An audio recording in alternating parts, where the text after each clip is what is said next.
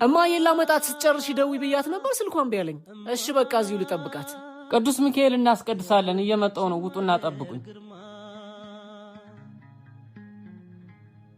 እኔን እናቴ አይዞት። ደህና ነኝ ጌታዬ። ወደ ሰባ ሱቅ መሄጃው በግራ ነው በቀኝ በኩል? በቃ እናንተ ሄዱ እኔ ደርስባችኋለሁ። እኔ ላድርሰውት እማማ። ይቅርታ ልጄ ጉዳይ ነበረ መሰለኝ። አዎ ቅዳሴ ነበረ ግን ውጭም ቢሆንኝ አስቀድሳለሁ ችግር የለውም። ማን ነው ስምህ? ፍቅሩ ይባላል። ምን አይነት ጨዋ ቤተሰብ ቢያሳድግ ነው እንዲህ ጨዋ የሆንከው? እስኪ ስለ ራስህ ንገረኝ።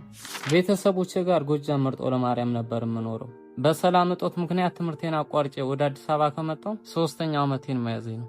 አዲስ አበባ እንዴት አገኘሃት ታዲያ?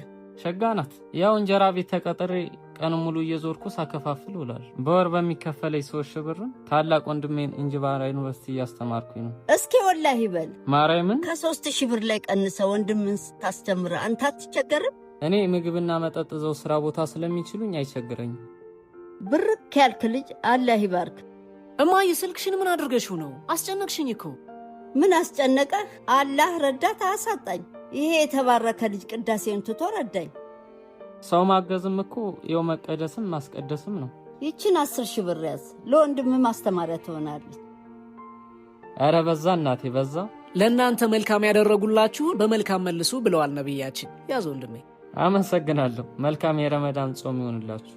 ላንተም መልካም ያብይ ጾም የኔ ብሩክ ልጅ። በል ወደ ቅዳሴ ሂድ።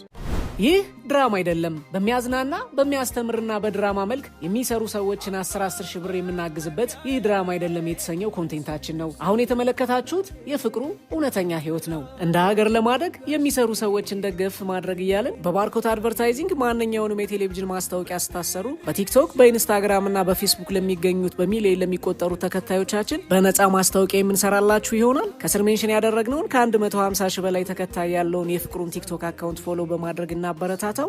ባርኮት አድቨርታይዚንግ